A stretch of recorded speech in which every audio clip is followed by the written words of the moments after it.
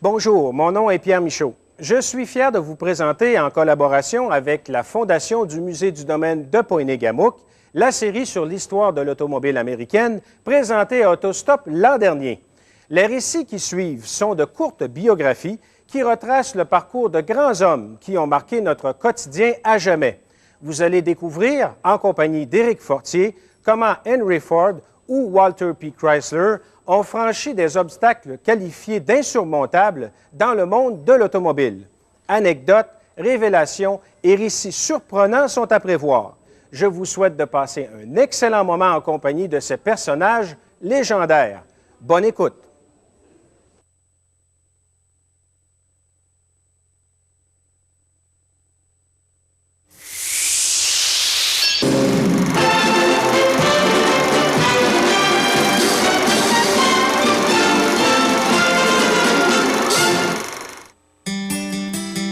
Henry Ford naquit le 30 juin 1863, l'année qui vit la fin de la guerre civile aux États-Unis, et grandit sur une ferme du comté de Wayne, au Michigan.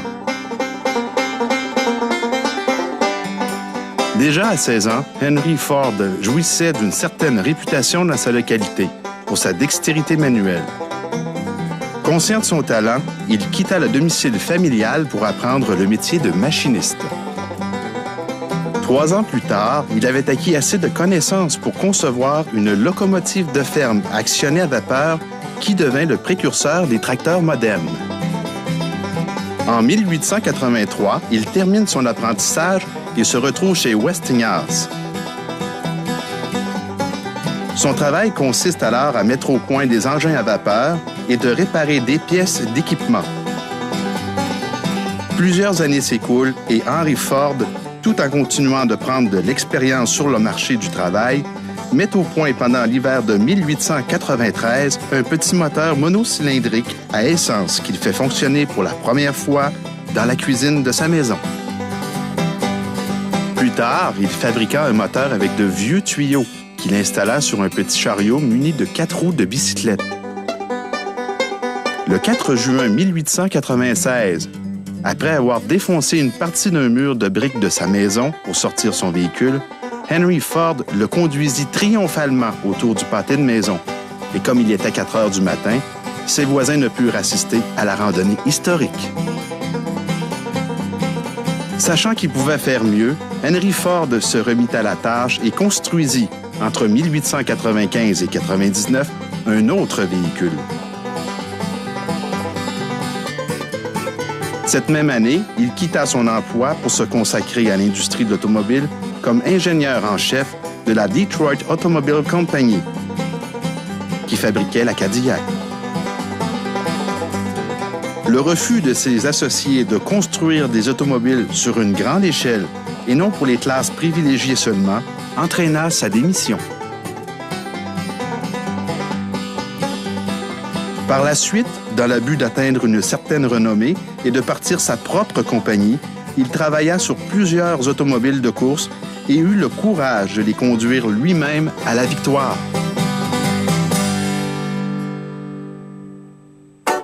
Enfin, le 16 juin 1903, Henry Ford créa la Ford Motor Company grâce à l'appui d'une douzaine de personnes qui crurent en lui, en investissant une somme totale de 28 000 $ en argent comptant. Les mois suivant sa création, les premières Ford des modèles A étaient assemblées. On en fabriqua 1708 dans les 15 premiers mois, qu'on vendit 750 $ chacun. Vers la fin de 1904, la A se transforme en C et hérite d'un capot même si le moteur reste sous la banquette. Dans l'ordre apparaissent ensuite les modèles B, E, F, K, N, R et S, pour finalement arriver au plus célèbre, le modèle T, lancé en octobre 1908.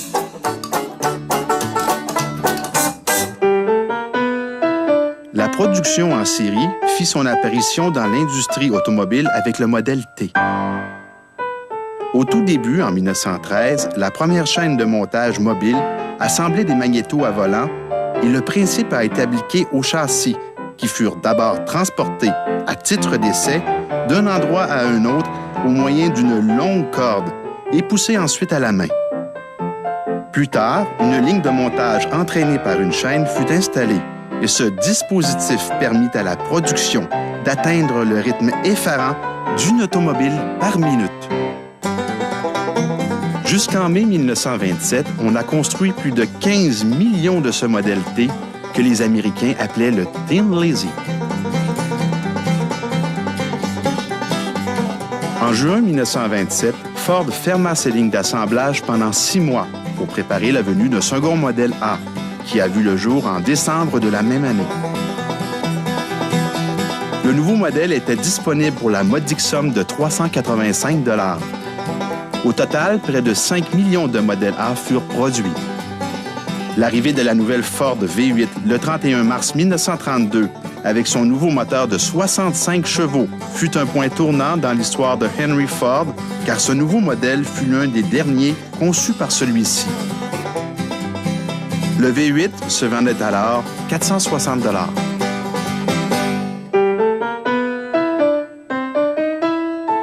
De 1932 à 1945, le fondateur Henry Ford, par son entêtement, nuisait à l'évolution de sa compagnie et se fit dépasser par la concurrence. 2 ans plus tard, Henry Ford mourut à sa résidence de Fair Lane à Dearborn, au Michigan, la nuit du 7 avril 1947, à l'âge de 84 ans, à la suite d'une hémorragie cérébrale.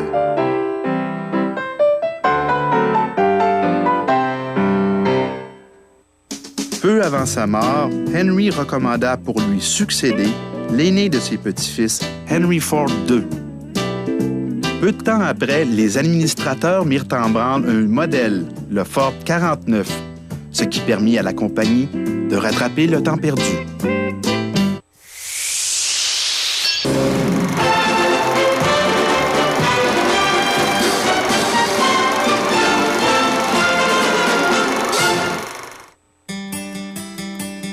L'histoire débute en juin 1901 lorsque la compagnie Olds Motor Works, dirigée alors par Ransom Ely Olds, qui devient plus tard Oldsmobile, commande un nouveau moteur au créateur de la Cadillac, M. Henry Martin Lelland, une sommité en matière de conception mécanique. Malheureusement, la compagnie n'avait pas prévu qu'un grave incendie frapperait leur usine. Ils durent annuler la commande faite à Lelland, due au manque de temps, à transformer leur outillage pour fabriquer le nouveau moteur. Pendant ce temps, William Murphy et Lemuel W. Bowen, des actionnaires de la Henry Ford Company, préparaient la vente de leurs actions pour se joindre à Lelland. Fait à souligner, à cette époque, Lelland et Ford avaient brièvement travaillé ensemble, mais cette association n'avait pas été heureuse. Ford voulait se spécialiser dans les voitures populaires, alors que Lelland avait des idées opposées avec l'opulente Cadillac. En octobre 1905, Murphy, Bowen et Lelland fondaient la Cadillac Motor Car Company.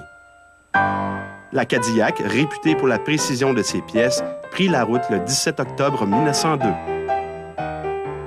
Quelques années plus tard, en 1909, la General Motors, qui prend de l'envergure en achetant ses concurrents, devient propriétaire de la Cadillac Motor Car Company pour la somme de 5,5 millions de $.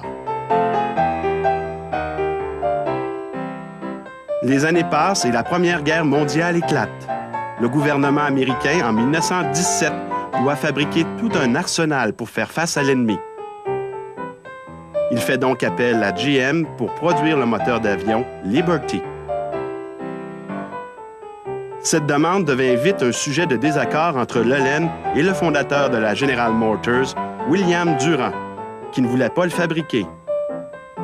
Déçu, Lelland quitte la compagnie pour laquelle il travaillait depuis 8 ans.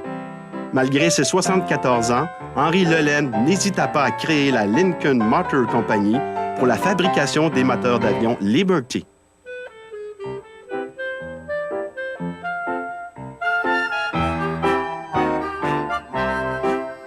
Aussitôt, Lelland reçut une commande pour 6 000 moteurs et une avance de 10 millions de dollars afin de lancer la production.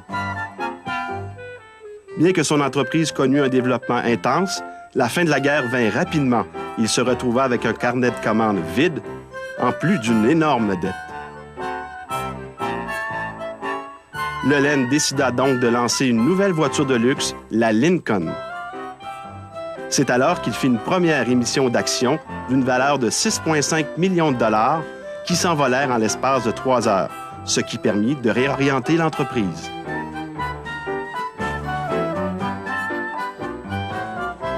Lelen, trop préoccupé par la qualité d'assemblage des composantes mécaniques, retarda indûment la sortie des premières voitures sur le marché. Bien que les Lincoln étaient des machines de qualité, elles présentaient un design dépassé qui nuisait aux ventes. La combinaison de ces facteurs provoqua alors la faillite de l'entreprise.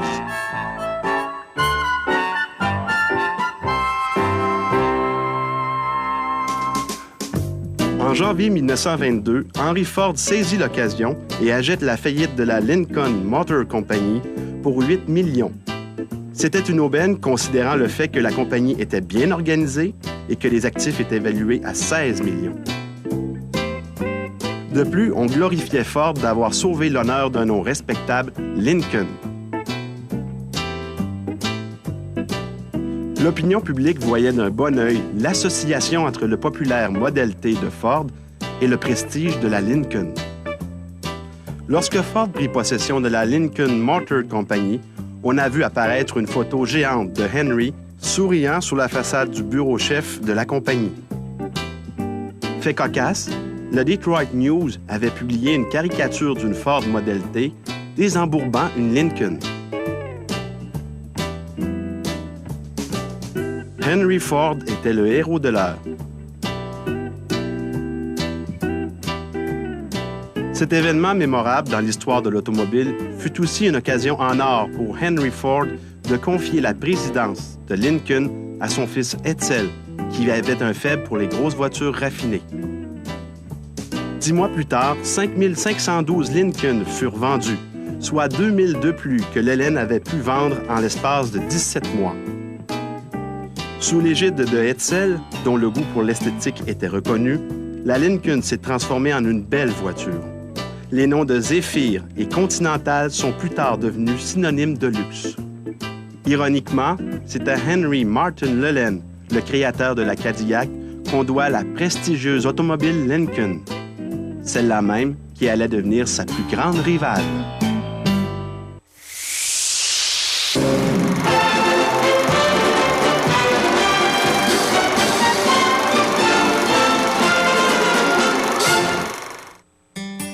Walter P. Chrysler, le fondateur de Chrysler, est né en 1875, le 2 avril, à Wamego, au Kansas. Walter était d'abord et avant tout un travailleur manuel qui excellait dans plusieurs emplois jusqu'au moment où son père, un ingénieur de locomotive à la Kansas Pacific Railroad, lui transmet sa passion pour la mécanique. À l'âge de 17 ans, Walter P. Chrysler est apprenti machiniste à 5 cents de l'heure pour une entreprise locale. Seulement 1 an après son apprentissage et déjà, il sait construire une petite locomotive. Ces expériences lui permettent de gravir rapidement les échelons d'une compagnie à l'autre. Grâce à ses qualités de leader et de sa personnalité très compétitive, à 33 ans, Chrysler devient surintendant avec 10 000 employés à la Chicago Great Railroad, pour ensuite travailler à l'American Locomotive Corporation de Pittsburgh.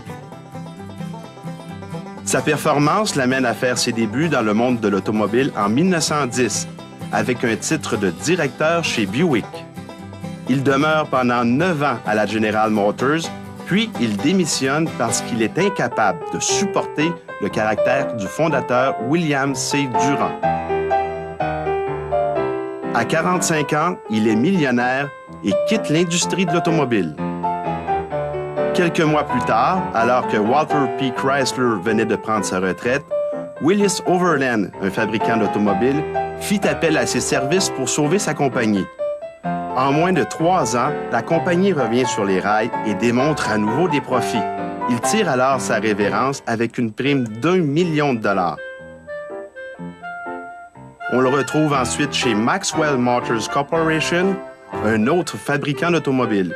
Maxwell vient de fusionner avec Chalmers, mais les deux compagnies sont en mauvaise position financière et Walter Chrysler a pour mandat de redresser le tout et, à nouveau, il réussira. Puis survint l'invraisemblable histoire de la naissance de la première voiture de Chrysler. Alors qu'il est chez Willis, Chrysler embauche 3 anciens ingénieurs de Studebaker, Zeder, Skelton et Breer, avec le mandat de dessiner une nouvelle voiture. Fred, you're proud of this car, aren't you? You're damn right I am. Après le départ de Walter Chrysler, Willis place sa compagnie sous la loi de la protection de la faillite pour échapper aux banquiers. Le prototype Zeder, Skelton et Breer est alors vendu aux enchères et acheté par Durand, président de General Motors, qui le modifie considérablement. Quelques mois plus tard, encouragé par les banques, Chrysler achète Maxwell. Il est président de cette compagnie lorsqu'en janvier 1924, il lance à New York la première voiture portant le nom de la Chrysler. En décembre, il s'en vend 32 000 au prix de 1 395 $, un record pour une nouvelle marque.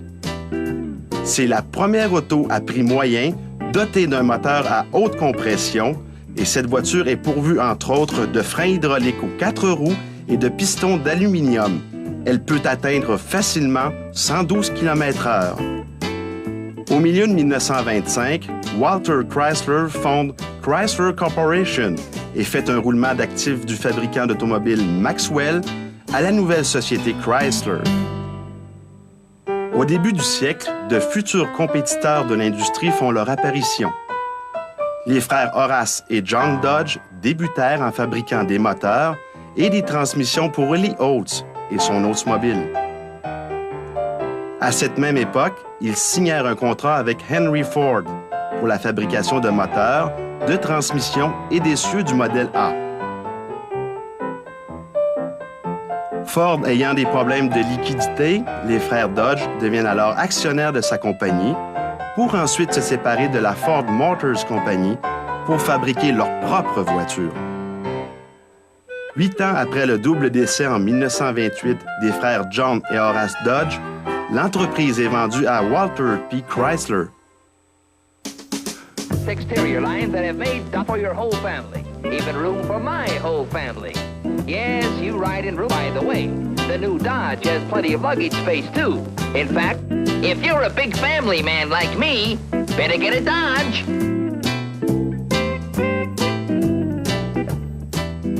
La même année, il lance 2 marques. Plymouth, choisi en l'honneur des colons qui, en 1620, fondaient le premier établissement britannique en Amérique, et De Soto, en l'honneur de l'explorateur espagnol Hernando de Soto. Après avoir acheté Dodge et lancé les marques Plymouth et De Soto, Chrysler grimpe au 3e rang des constructeurs mondiaux. Strongest motor car in the world. And believe me, he swings the wheel. There it goes. Wow, a complete double somersault. C'est en 1934 que la compagnie Chrysler commettra sa première erreur avec l'Airflow. Une voiture révolutionnaire à plusieurs niveaux, mais qui subit quand même un échec cuisant. Quelques mois plus tard, ce grand de l'automobile dut abandonner son poste de président à cause de l'échec de l'Airflow.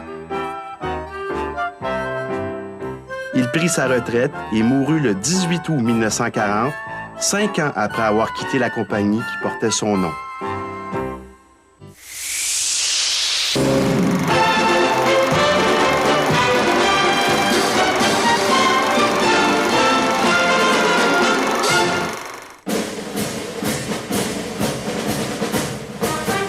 D'où vient le nom Jeep?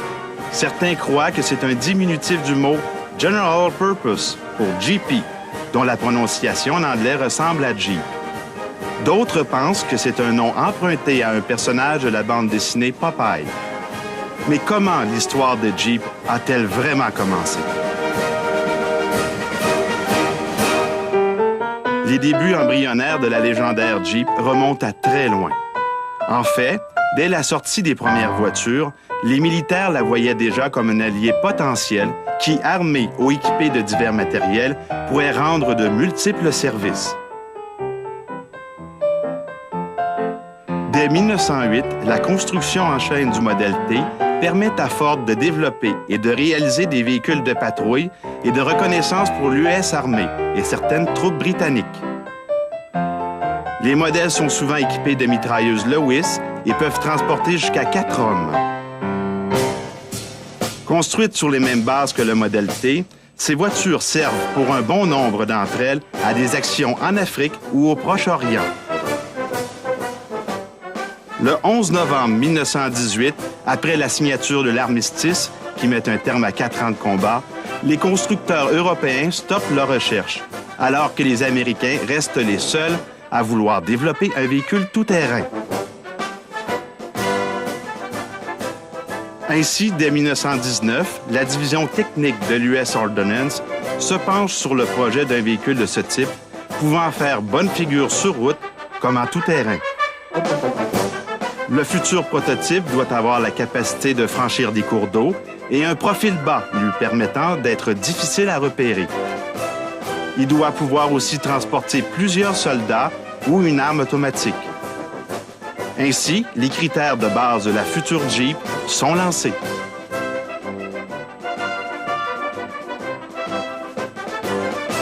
Après le premier conflit mondial, c'est encore une Ford T privée de sa carrosserie qui est retenue pour mener la première batterie de test. Plus tard, en 1933, c'est au tour de American Austin à étudier et à présenter quelques modèles à l'US Army, dont une Baby équipée de pneus ballons et d'une boîte arrière contenant 3 mitrailleuses montées en ligne sur le modèle 7. Mais ce véhicule resta à l'état de projet, la compagnie sombrant dans la faillite en 1934. Par la suite, American Bantam, qui fabriquait encore l'Austin 7, prêta quelques modèles à la Garde nationale dans le cadre de ses manœuvres en Caroline du Nord. Jugés intéressants aux yeux des militaires, ces derniers demandèrent à essayer de nouveau cette voiture. C'est à cette occasion que Bantam réalisa ce petit pick-up léger, testé la même année par l'infanterie.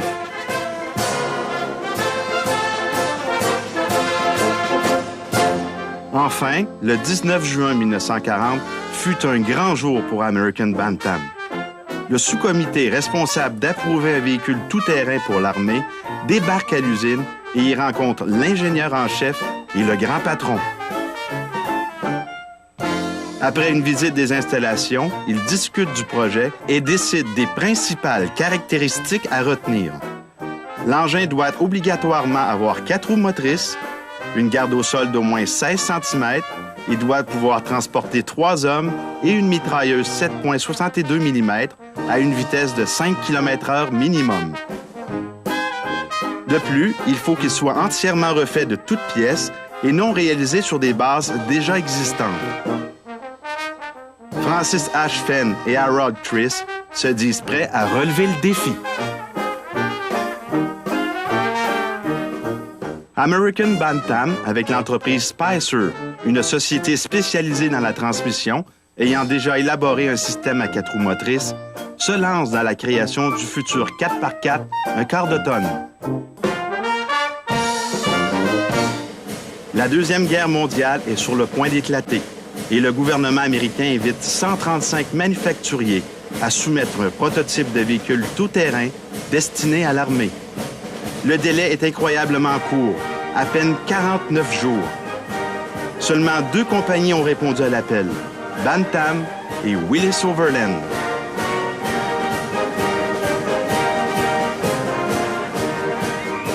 Bantam a pu livrer le véhicule dans les délais prescrits et remporta le concours. Mais comme les autorités doutaient de sa capacité de production, le gouvernement américain, pour se sécuriser, remit les plans et devis à Ford et Willys pour appuyer le constructeur Bantam. La première commande fut de 1500 véhicules.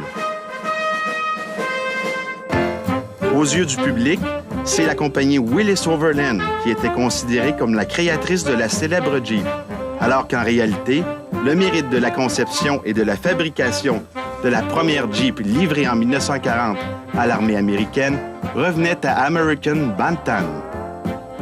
Mais c'est la compagnie Willys-Overland qui prit les devants en voyant le potentiel pour le public de cette machine de guerre et entreprit aussitôt la fabrication d'une version civile, la CJ2A pour Civilian Jeep.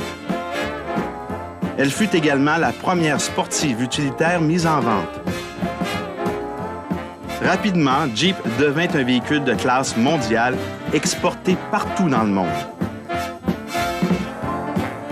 Enfin, en 1963, Willis Motors devient Kaiser Jeep Corporation.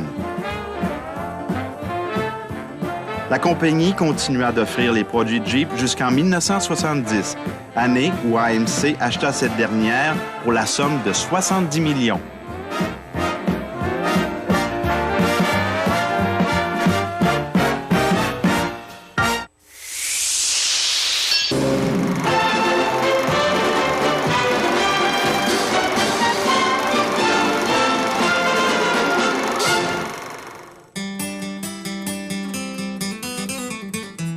En 1869, la compagnie canadienne Buick McLaughlin prend ses racines à Oshawa, en Ontario, et se spécialise alors dans la fabrication de carrioles à chevaux.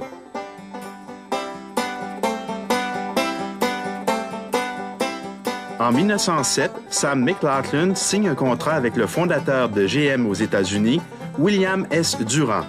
Celui-ci fournissait le moteur Buick, tandis que les McLaughlin construisaient le reste de la voiture à Oshawa. La première année, 154 automobiles furent fabriquées. Le Buick McLaughlin F de 1908 avait un moteur à 2 cylindres qui était situé sous la banquette arrière. À l'époque, le véhicule était propulsé par une chaîne. À l'avant, il y avait un générateur à acétylène qui combinait l'eau et du carbure et produisait ainsi l'énergie nécessaire aux lumières avant. Cette voiture avait également le meilleur système de direction à l'époque. Un an avant le lancement de la Buick McLaughlin, les concepts de voitures sans chevaux étaient un sujet de rigolade. Et sur les calendriers de l'époque, les gens qui les conduisaient étaient ridiculisés. Cependant, en 1908, un an après l'apparition sur le marché des automobiles Buick McLaughlin, les mêmes calendriers ont commencé à soutenir l'idée de se déplacer en automobile. Les bicyclettes étaient alors, à l'époque, le moyen de transport le plus économique. Mais les automobiles étaient de plus en plus populaires et cette situation ne convenait pas à tout le monde. Pourtant, peu de gens pouvaient se permettre d'acheter une automobile. Le prix moyen pour un modèle F était de 1 500 $. Ainsi, pour ceux qui pouvaient se permettre ce luxe, et afin de recueillir des éloges, l'automobile était devenue l'objet à montrer à tout le monde. En 1908, on vendit presque 200 voitures Buick McLaughlin. 4 ans plus tard, la compagnie produisait 1000 voitures par année et dans cette même année, on construisit la dernière automobile avec une carrosserie en bois. Désormais, on préférait les carrosseries en métal. Sam McLaughlin était le designer des carrosseries automobiles Buick McLaughlin depuis le début, jusqu'à l'apparition des carrosseries en métal. Les collègues américains de Sam McLaughlin reconnaissaient son génie en matière d'affaires. Il fut donc nommé à l'âge de 39 ans directeur de la compagnie General Motors. Grâce à la publicité faite par l'entremise du cinéma, tout le monde souhaitait avoir un modèle T à l'époque. De 1912 à 1914, comme la demande pour les automobiles avait doublé, Henry Ford lança la construction en série. Il réussit à produire le modèle T plus rapidement et à moindre coût. Néanmoins, il y avait un problème autant avec le modèle T de Ford qu'avec toutes les autres automobiles. La cause en était le démarrage, qui se faisait à l'aide d'une manivelle. Ainsi, l'effort nécessaire pour démarrer une voiture était très grand.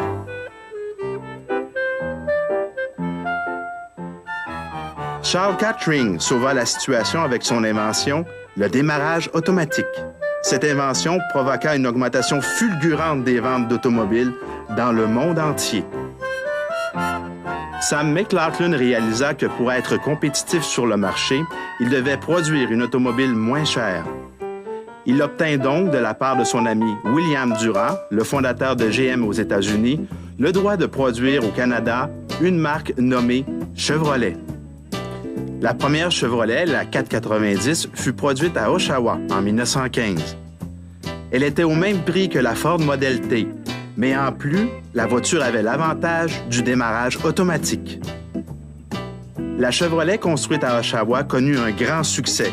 La compagnie et Sam McLaughlin devinrent très prospères. La compagnie Chevrolet faisait désormais partie de la grande famille américaine General Motors. À cette époque, plusieurs centaines de compagnies d'automobiles aux États-Unis faisaient faillite. La compagnie McLaughlin, le plus grand producteur d'automobiles d'Oshawa en Ontario, se rendit compte que la production de modèles fabriqués exclusivement pour le Canada était synonyme de faillite. C'est pourquoi, en adhérant à la compagnie General Motors, la compagnie de McLaughlin devint la General Motors du Canada, évitant ici la possibilité d'une fermeture de l'usine. Sam McLaughlin put donc garder son poste à la présidence de la compagnie GM du Canada.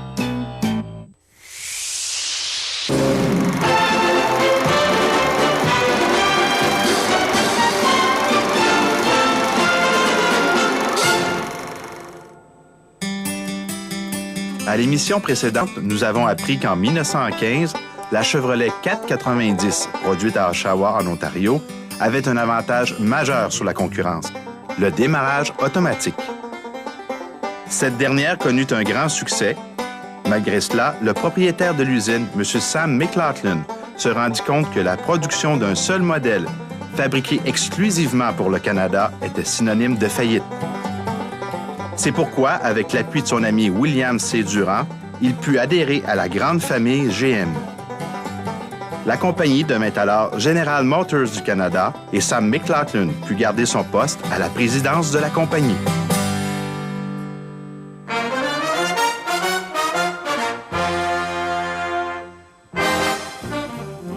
En 1937, General Motors du Canada avait 13 000 employés et payait 35 millions de dollars en salaire.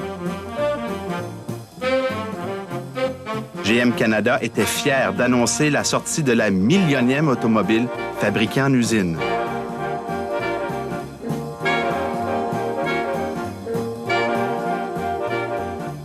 GM offrait alors à la population 6 modèles. La Cadillac, la LaSalle V8, la Pontiac 6, l'Oldsmobile, Chevrolet et la Buick McLaughlin 8. La réputation des produits était exceptionnelle. Les voitures McLaughlin étaient même reconnues par les membres de la famille royale. L'automobile réalisée pour le duc de Windsor comprenait plusieurs innovations. Un bar, une lampe pour la lecture, ainsi qu'un interphone pour faciliter la communication avec le chauffeur. Le duc fut tellement satisfait du produit qu'il écrivit un télégramme pour remercier la compagnie. Une voiture a même été construite spécialement pour le couple royal, le roi George VI et la reine Élisabeth.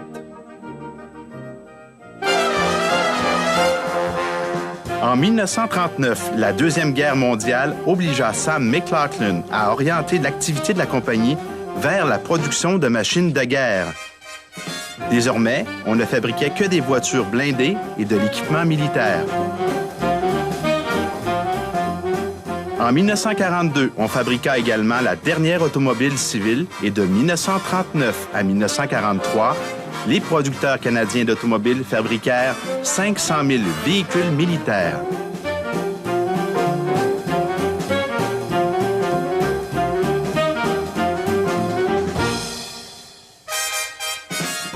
La compagnie McLaughlin contribua également à la fabrication d'un bombardier de type Mosquito, le plus rapide bombardier de l'époque. L'avion fut fabriqué à la même place que les anciennes carrosseries de bois des voitures Buick McLaughlin.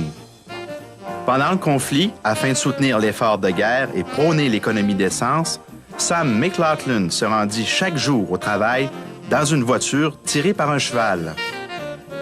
En 1942, à l'âge de 71 ans, il quitta son poste de président de la compagnie, mais General Motors, désirant qu'il y reste, lui offra le statut de président du conseil d'administration de la filiale canadienne et de directeur des compagnies américaines. La période d'après-guerre fut propice pour l'industrie automobile, Et en 1948, General Motors décida de revenir avec une campagne publicitaire à succès lancée par la compagnie 40 ans auparavant. What a thrill to take the wheel of a rocket Oldsmobile. In performance, it's a star. It's a rocket engine car. Futuramic through and through. It has high dramatic too. When you take the wheel of this Oldsmobile, there's a big new thrill for you.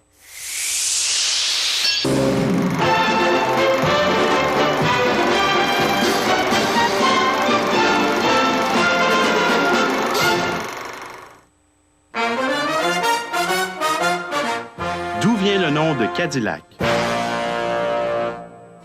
Vous serez peut-être surpris d'apprendre que c'est un explorateur français, le sieur Antoine de la Motte Cadillac, à qui l'on doit le nom de la plus prestigieuse voiture américaine.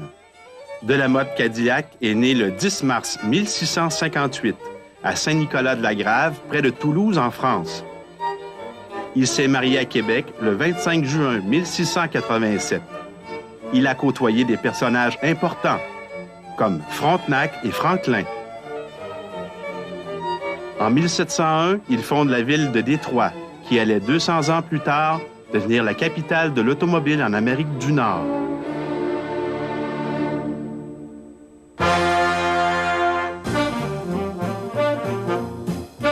À la fin du 19e siècle, on vit apparaître rapidement plusieurs nouveaux constructeurs d'automobiles. Parmi eux se trouvait la Detroit Automobile Company. Malheureusement, le manque d'organisation de la firme eut pour conséquence l'arrêt de la production. Henry Martin Lelen, le futur créateur de la Cadillac, était branché directement à l'industrie de l'automobile grâce à son implication avec Ransom Ely Olds, le fondateur de la Oldsmobile. Il fut alors invité à participer à la liquidation de la DC, Detroit Company. Lelen allait pouvoir, à son tour, montrer son savoir-faire. Il présenta alors aux dirigeants de la Detroit Company un moteur qu'il avait lui-même conçu pour Oldsmobile. Sa conception parut suffisamment convaincante pour justifier un nouvel investissement de 300 000 $.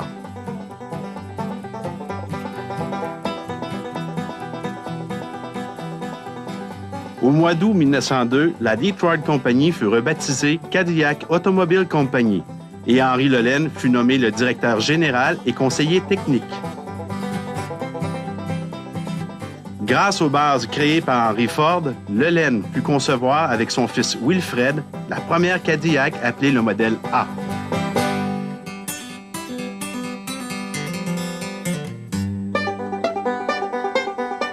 La Cadillac modèle A montrait cependant beaucoup moins de raffinement dans ses caractéristiques que dans ses techniques de fabrication. Par exemple, son moteur monocylindrique de 1,6 litres était placé sous la voiture, avec une boîte de vitesse à 2 rapports raccordée aux roues par une chaîne. Quelques exemplaires furent vendus dès la fin de 1902, mais ce fut au Salon de New York, en janvier 1903, que Cadillac obtint du succès pour la première fois.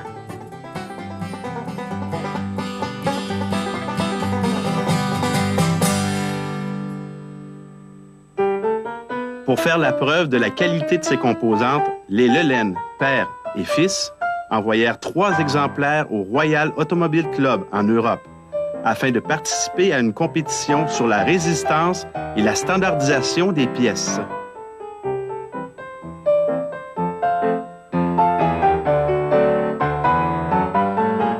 Chaque voiture fut ensuite complètement démontée dans un premier garage. Les boulons étaient séparés des écrous, les segments des pistons, etc. Dans un autre garage, toutes ces pièces furent soigneusement mélangées et on entreprit alors de remonter ces voitures l'une après l'autre. Les 2 premières voitures démarrèrent au quart de tour. La 3e résista plus longtemps. Ce test mit en évidence aux yeux de l'industrie et du public l'ambition que poursuivait Henry Lelen. Cette démonstration leur permit de remporter le trophée Dewar et d'acquérir plus de crédibilité face à l'industrie et auprès du public. En 1904, Lelen devint président et directeur général de la Cadillac Automobile Company, qui devint l'année suivante la Cadillac Motor Car Company. La même année, Lelen créait un nouveau modèle à moteur 4 cylindres. 5 ans plus tard, Cadillac fut acheté par GM. Seulement 2 ans après la création de GM, les banquiers convoquèrent Durand et les cadres des divisions.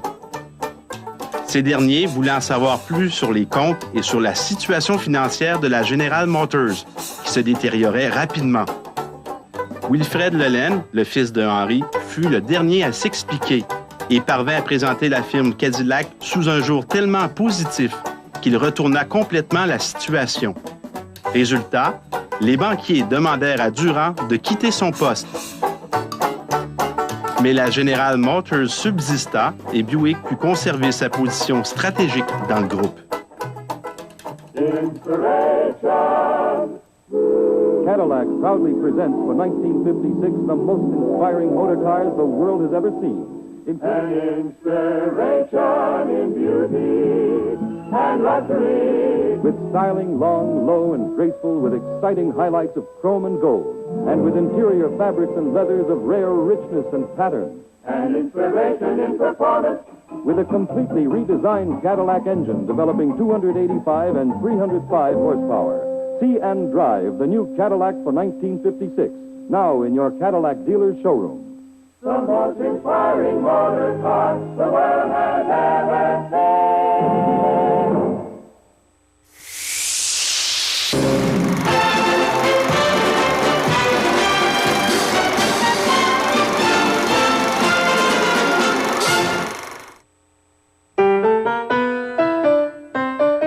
À l'émission précédente, nous avons appris que le nom Cadillac provenait d'un explorateur français du nom de Lamotte Cadillac et s'est marié à Québec en 1687.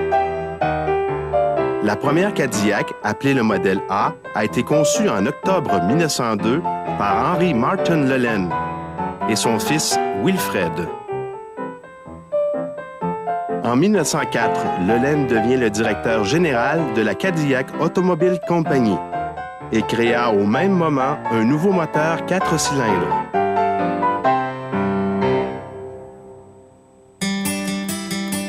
En 1910, suite à la mort d'un dénommé Brian Carter, causé par un retour de manivelle en voulant démarrer une Cadillac, Lelen demanda à ses ingénieurs d'étudier en priorité un démarreur automatique.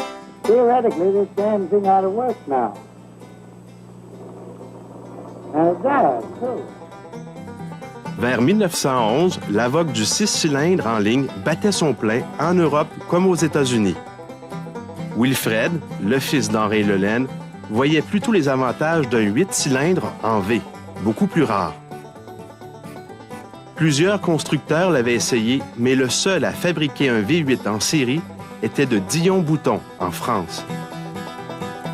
Le premier V8 de Dion est apparu en 1910. Le V8 de Dion-Bouton fut étudié de près par David McCallwhite, ingénieur chargé de dessiner le nouveau V8 Cadillac. Il reprit la conception de base du V8 de Dion en y ajoutant des qualités de légèreté, rigidité et facilité d'entretien propres à Cadillac.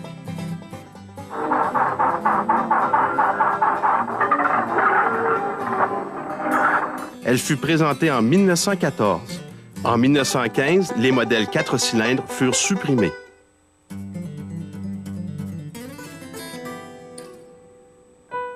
La présentation de la Cadillac V8 coïncida avec le déclenchement de la Première Guerre mondiale en Europe. Cependant, l'industrie américaine n'y fut pas totalement engagée. Pendant les années de guerre, elle put continuer ses activités. La production chez Cadillac passa à 18 000 puis 20 000 voitures par an, toutes des V8.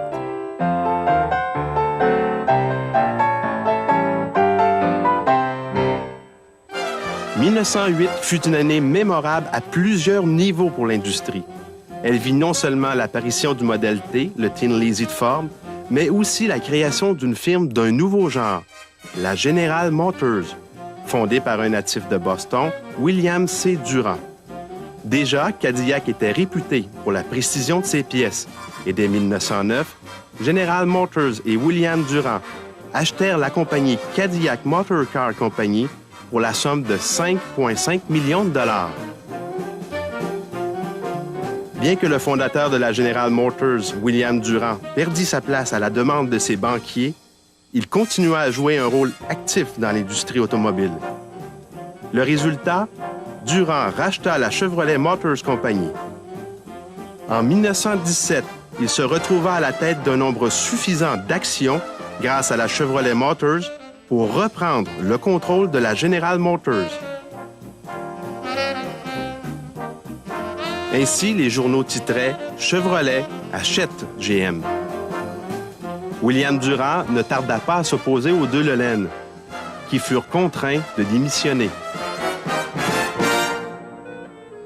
C'est alors que les Lelen fondent la Lincoln pour produire des moteurs d'avion Liberty et quelque temps après des automobiles de luxe. Malheureusement, les Lelen perdent le contrôle de la compagnie.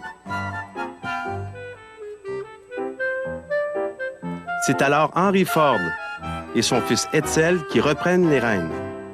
Henry Martin Lelen est né à Barton, au Vermont, et décéda en 1937 à l'âge de 94 ans.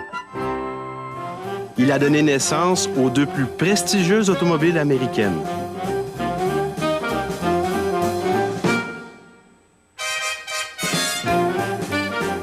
Malgré la compétition internationale, les noms de Lincoln et Cadillac resteront toujours des symboles de prestige.